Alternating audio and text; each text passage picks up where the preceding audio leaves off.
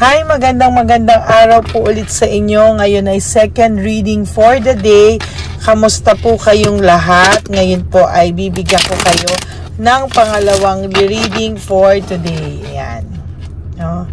So, pipili po tayo ng 10 dito.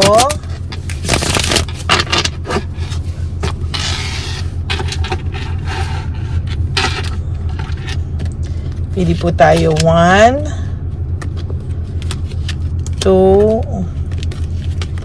3, 4, 5, 6,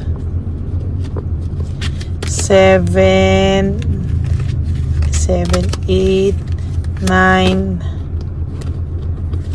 and 10. Parang tinatawag ako nitong barahang to, failure and defeat. So, totoo lang po, ngayon po ay nakakaranas siya na parang siya ay failure sa isang relationship or lahat sa mga relationship niya ngayon or mga previous relationship niya, parang he is always a failure when it comes to relationship. Every time po na nag-exit siya sa isang relationship, akala niya po hindi siya masasaktan, pero ito, nasasaktan pa rin siya at hindi niya po inakalang masasaktan siya sa pagtatapos nyo, pero ngayon pa lang po niya nararamdaman yung sakit. Okay, saglit po. Susulat ko lang yung title. Yan. Hindi niya inakalang masasaktan pala siya sa nangyari sa inyo. Unti-unti nang nagsisink in sa kanya lahat. Yan, ngayon pa lang, no? Ngayon pa lang nagsisink in sa kanya. Okay, gusto ko muna po ito ngayong ituloy, tapos bubuno tayo ng 10 sa isang bara at 10 sa isang bara. Oh, that Tower in reverse. Meron po siyang financial loss, sudden shock sa mga nangyayari sa kanya, no? Hindi niya po akalain na masasaktan siya, na magkakaroon siya at maaapektuhan po siya sa paghihiwalay nyo, kasi hindi niya po akalain nga na masasaktan siya at maaapektuhan siya or may malaking impact sa kanya yung pagkawala mo sa kanya. Okay, so ngayon nararamdaman nyo po yung walang suporta ka na sa kanya, binitawan mo na siya, hindi na siya yung tipo ng special sa'yo, natitiis mo na daw siya, napapawalang bahala mo na siya, and you are moving on with your life. Kinakaya mo na po na wala ang person na to sa buhay mo. Ngayon pa lang po nagsisingkin sa kanya, there is resentment. Ngayon na tinitiis mo siya, para ngayon po nagkaroon ng resentment and desire to reconcile sa'yo. Meron po siyang desire to reconcile sa'yo, resentment, but wala po talaga siyang lakas na loob na humarap sa'yo at ibaba yung pride niya. Actually, ayaw niya pong ibaba yung pride niya. Discomfortable po siya or hindi po siya komportable na siya po ang bababa sa ng ego, bababa ng pride, no? Mas gusto niya po na maramdaman na kung magbabalikan kayo, habulin mo na lang daw po siya or ikaw ang gumawa ng way na makapag-usap kayo. Siya na po yung umalis, siya na po yung nanloko, pero ang sakla pa po, gusto niya po ikaw pa po yung gumawa ng way para kayong dalawa ay magkausap. Di wow. Burnout po siya sa mga nangyayari sa buhay niya ngayon. Burned out and overstressed, no? Pero wala po siyang magawa because he feels that ito na yung consequences ng mga desisyon niya, mga maling desisyon niya, and he has to deal with it, no? Kailangan niyang i-deal na lang, no? At wala naman po siyang magagawa kung hindi i-deal na lang ang mga bagay-bagay, no? There's unity and partnership nung panahon nyo. May partnership, may unity, balanse ang buhay. Ngayon po, he is so confused with his life. Hindi niya po alam saan, paano, kailan siya makakapagsimula. talaga, because right now nagsisink in na po sa kanya itong lahat ng ito. There's fear of change and avoidance, no? Sa totoo lang po, ang nararamdaman ko dito talaga, nandito na naman tong fear of change. May takot po talaga itong person na to na magbago ka na sa kanya ng tuluyan, na baka one day pag bumalik siya sa'yo, hindi mo na rin daw po siya tanggapin. Masa ka pa talaga. There's this a loss of balance, very disorganized po siya sa lahat ng nangyayari sa kanya sa ngayon. Talagang malungkot po ang person mo sa pagkawala mo sa buhay niya. But pag titingnan mo po to, akala mo hindi siya apektado at all, no? Dala po lahat ng impulsive decision, lahat ng mga desisyon na hindi pinag-isipan. Ayan po, no? Diyan po yan bumabagsak, no? So ngayon naman po, ito namang isang to, tingnan po natin, binabalasa ko po siya sa harap mo. I-feel mo po, no, na nasa harap kita at ikaw yung aking binabasahan, para right at this very moment makita natin ano yung mensahe para sa iyo ng Divine Universe o sa sitwasyon mo.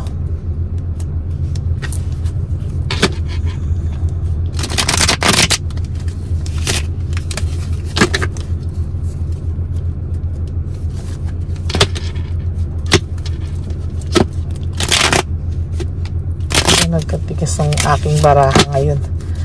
Nagmamatigas kasing tigas ang puso ng ex mo. Ayun, lumambot na, parang ikaw na yun. Energy mo na yun. Yan. Okay. Magulo siya. Okay, pili po tayo ng 10. 1. Sige na nga, bumagsak na rin siya. 2, 3, 4, 5, 6, 7, 8, 9, and 10.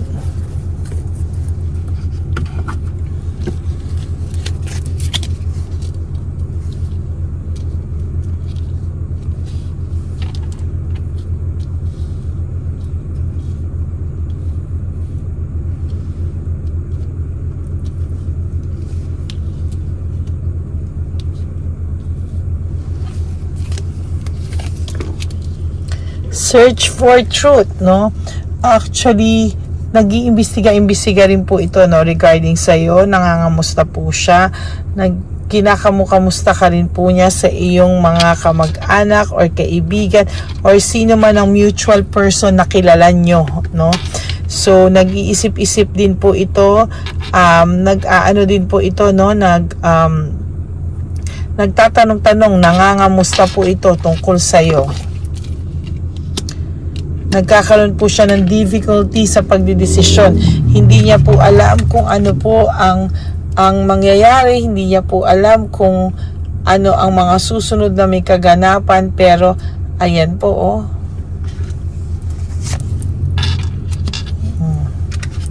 There's awakening, no? Meron po ditong paggising sa kanya, no? Nagigising po siya na hindi niya po alam kung ano po ang kanyang gagawin, no? Sa totoo lang po, nahihirapan din po siya right at this very moment. Hirap din po siya, mga kapatid, no? Meron po siyang gustong desisyonan sa buhay niya na hindi niya po masunod-sunod at hindi niya alam bakit.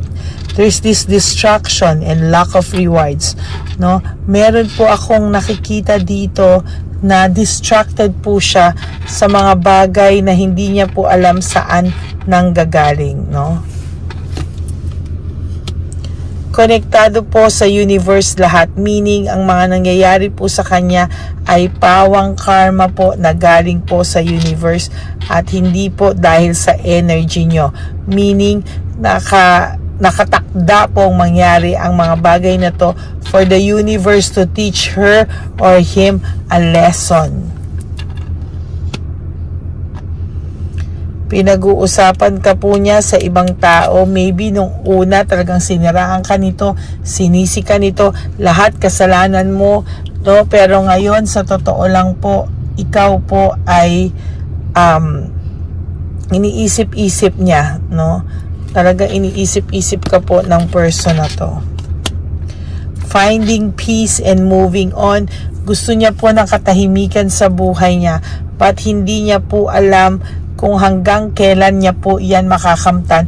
Dahil sa totoo lang po, and to be honest with you, ngayon pa lang po nangyayari ang nakatadhanang mangyari sa kanya, na lahat po ng karma na ginawa niya sa iyo, sa lahat ng pananakit niya sa iyo, ay ibabalik po sa kanya, and paparealize po sa kanya ng Divine Universe ano ang mga consequences po ng ginawa niya. That's victory and success for you. No? Yan po, victory and success po yan para sa iyo, no? Kaya natutuwa po ako kasi sa totoo lang po, no, yung victory and success po ay nasa abot kamay mo na po. Resentment, forgiveness, and desire to reconcile. Lumabas na po ito kanina. There you go. Ayan, no, parehong meaning but different cards. Para mabunot ko yung dalawang magkapareho na meaning sa dalawang magkaibang cards. Yan po talaga ang lakas, no? Meaning talagang may resentment ang taong ito. Sadya lang pong makapal ang mukha nito, kaya hindi na po nakikita ng mga tao, no? Hindi naman po siya bad hindi siya bad at all, but marami lang po siyang pagkakamali sa sarili niya. You know, balancing, no, and adapting to change. Hirap na hirap po siyang mag-adapt sa pagbabago. Now, tingnan po natin kung anong pakiramdam niya at feelings niya, no?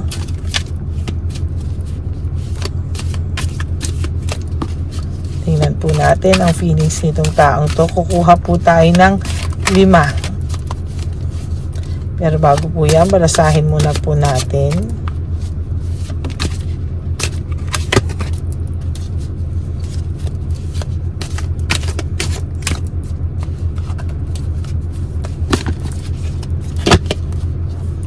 Pili po tayo. 1, 2, 3, 4, and 5. Ano kaya ang 5 napili natin?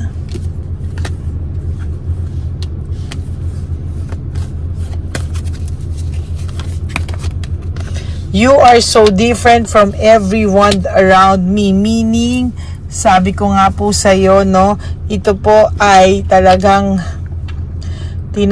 talaga pong kinukumpara ka niya sa lahat.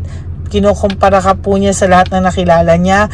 Kinukumpara ka po niya sa lahat ng nakarelasyon niya, sa lahat ng tao around him, na iba ka raw pong mag-alaga, iba kang magmahal. The heat between us is intense. Naging masaya kayo during the time na magkasama kayo. Ang init ng inyong samahan, no, nung nag-umpisa. I wish I could be fully honest with you. Gusto niya pong sabihin sa'yo na may panlalamig na nangyari, no? Yung init ay may nangyaring panglalamig, no? Naging cold po siya sa'yo. Why? Nawala yung adventure, yung spark sa samahan nyo, no? Talagang yun yung nakakahinayang, nawala talaga yung spark. Ngayon, parang dumating yung time na parang wala na siyang mapangako sa iyo kung hanggang kailan pa kayo. Parang iniwan ka niya ng ganun-ganun lang, iniwan ka niya ng wala siyang pangako sa bukas. Pero wag kang mag-alala po, dahil hindi naman po natatapos dito, ano. Ngayon pa lang po kasi nagsisink in talaga sa kanya yung mga bagay-bagay. Oh, see? I am stuck in vision of us together.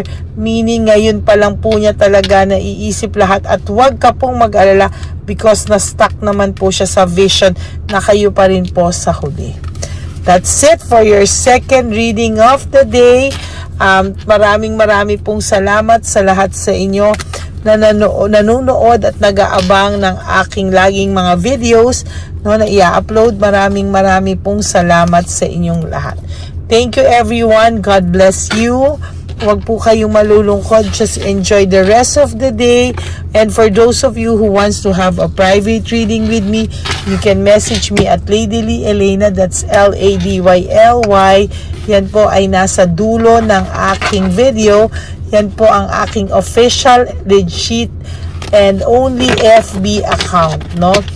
Please, paki-follow nyo na rin po ang Ladyly Elena. Kung subscriber ko po kayo, kindly go to my FB account, Ladyly Elena, and please subscribe nyo po siya para lahat po kayong subscriber ay followers ko na rin po, no? Ano nyo na rin po sa akin yan. So, maraming pong salamat sa inyong lahat. God bless you all.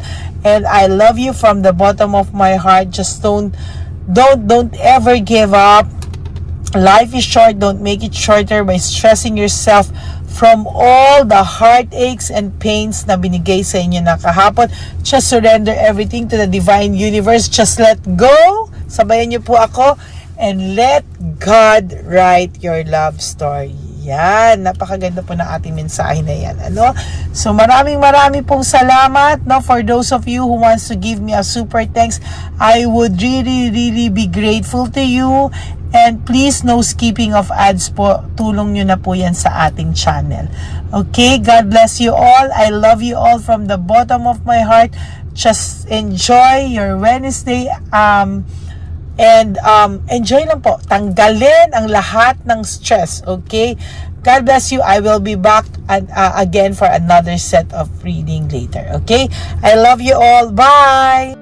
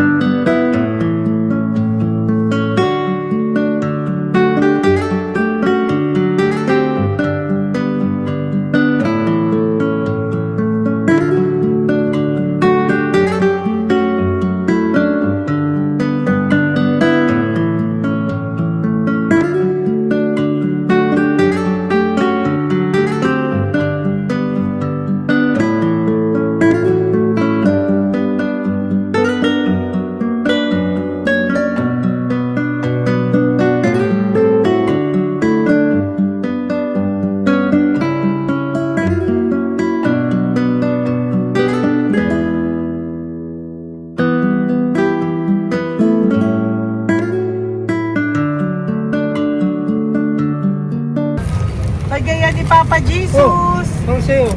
Ito pa no. Go ahead. Pera. Wala na, that's it? Ito po pera. Ito pa pera, oh.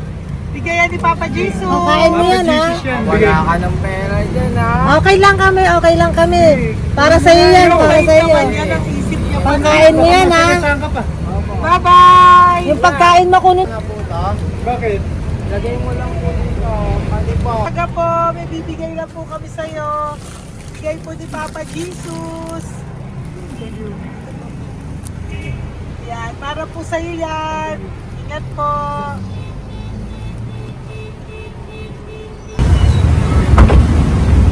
Gandang tanghali po. May bigay po si Papa Jesus sa inyo. Salamat po. Salamat po. Ito po. Salamat po. Tigisa po kayo sa Ampaw. Thank you po. God bless po, nanay. Apo, apo, apo. Pangalaman po. God bless.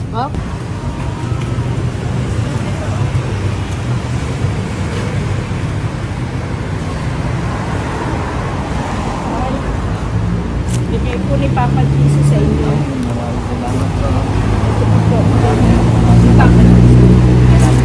Salamat. God bless po. Kuya, pangkain mo po yan, ha? Tayo ka ba nandyan? Po, hindi po. Dito po nanatimbahan po. Ah! Sa Music Ministry. Doon ka nakapwesto. Opo. Sige po, bye po. God bless po. Ingat.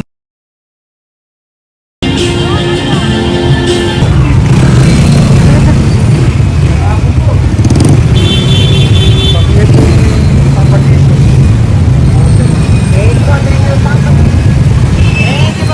Thank you po, bye po. Meron pa eh. Bigay po ni Papa Jesus. Salamat po. Yun.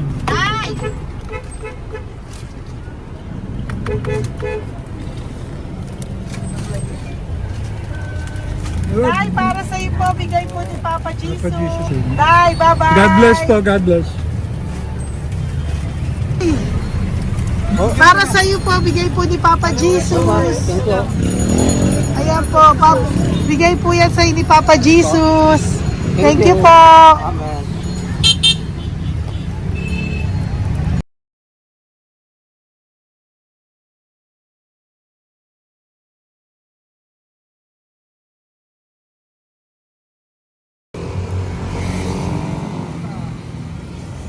Bigay ni Papa Jesus. Tayo pagkain ato po, ah. Madami mong aso, kuya. Alaga mo lahat yan. Oras ka eh. Kuya, size yan. Nasaan yung iba? Kalagala. Ay, talaga? Salamat po. Kalagala po. E, paano pagkain yan, kuya? Saan mo kinukuha? Sa tambay ko. Lahat. Ang dami. Ang dami niya pong aso. Oy, ang daming aso ni kuya. Sais. May nagbibigay sa inyo pagkain. Nangangalakal ako. Okay po. Tapos, Kaya mo kuya, pag nadaan ako, bibigyan kita ng dog food dito, ha? oo. Dito ka lang ba lagi? Dito ako lang tutulog. Okay po, sige. Okay po. Marami din akong aso sa bahay, eh. Salamat po. Okay po. Kuya, pangkain mo yan, kuya.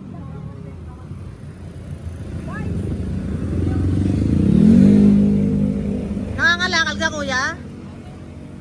Sige po. Thank you po. Maraming salamat, ma'am.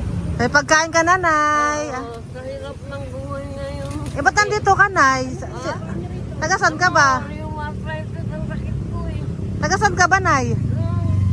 Sa plado eh. Sa Pladway. Oo. Okay po.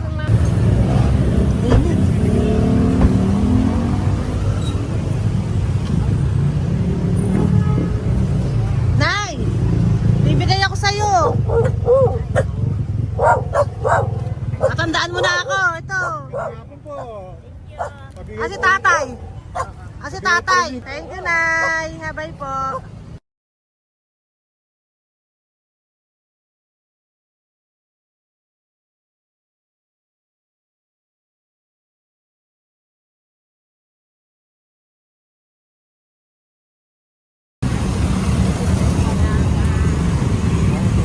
God bless, Nay. Thank you po.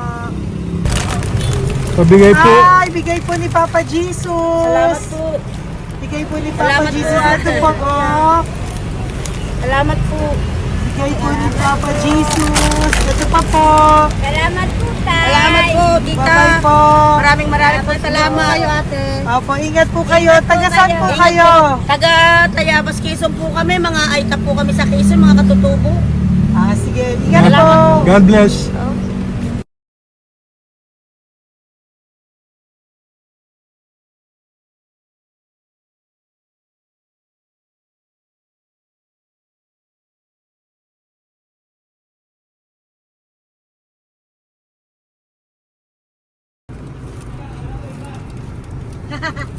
Tay, Tinatawag niya bigay po ni Papa Jesus. Thank you po.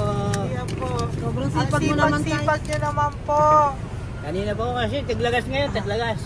O, pang merienda nyo po yan, Sige po, ha? salamat po sa inyo. Tapos yung road bags po, Kala ko uwi sino nyo po. binubusinahan niya eh. Ah, sige po, Thank you na bye-bye po. Thank you po, salamat po, bye-bye.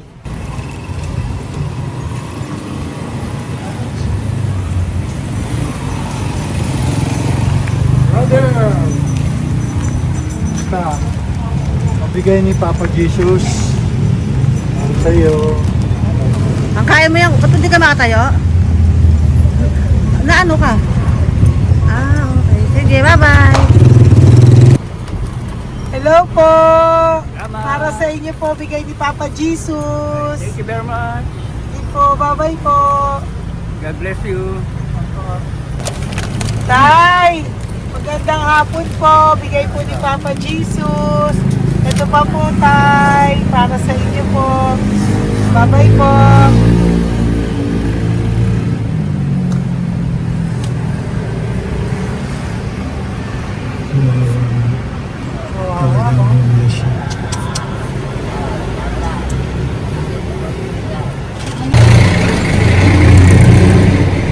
Ate. Ate, Na lang. Baka maano siya. Ito po, oh, bigay po sa'yo ni Papa Jesus. Ito pa po, oh. Pera po. God bless pa. Okay. Taga saan ka po? Sige, ingat ka po, ah. Hello po, magandang hapon po. Ano po? Bigay po sa'yo ni Papa Jesus. Thank you, madam. Tsaka ito pa po, para po sa'yo. Salamat. Thank you po, ingat po. Thank you, ma'am. Sige po. Salamat. Akala ko, ma'am, bibili. Ay, hindi po, para sa'yo po yan. Bye-bye Thank you, po. ma'am.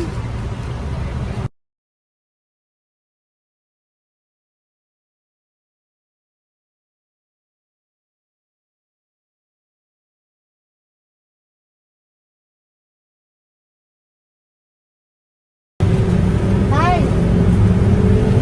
Hirap na hirap. Binigay po ako ng gusto. Hirap na hirap Dito siya. po tayo, dito pa kabila. Hindi mo siya lies pa yan. Kawawa naman. Tay, magandang araw po. Oh Lord. Bigay po ni Papa Jesus. Ay, ito po, ano, pandagdag po. Dagdag po. Bigay po ni Papa Jesus. Thank you po. Thank you po, Kawawa sir. naman. Diyos ko, hindi na siya makaano ko. Ano? Paglaban, may dadalingin lahat. Ano kami yun, narinig ko lang. Siyempre, ang bigat niyan.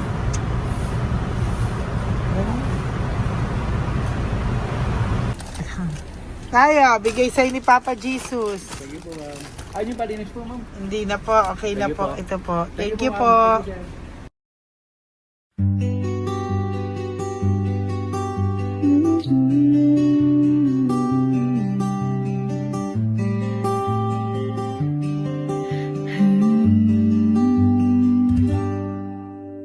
Nasa panahon ako ng kalungkutan, panahon na hindi ko alam ang gagawin. Nalilito, naguguluhan, sa sarili, ano nga ba ang gagawin ko? Nang biglang nag-browse ako sa YouTube at biglang lumabas ang channel mo, ang mensahe na noon ay nilabas mo. Angkop sa nadarama ko. Unang beses lang dumaan ang channel mo sa browser ko. Hindi ako nagdalawang isip na hanapin ang Facebook account mo at mag-message sa'yo. Agad ka naman sumagot sa mensahe ko. Hindi ko alam ang damdamin noon, dahil parang may sumungaw sa aking pag-asa. Nang kaliwanagan sa dilim ng gabi, dumating ka, ikaw ang sagot sa panalangin. Salamat dumating ka at nakilala kita, Madam Elena. Nabago mo ang pananaw ko. Noon ay malabo, ngunit ngayon ay may linaw na tinatahak. Salamat sa Diyos, ikaw isang anghel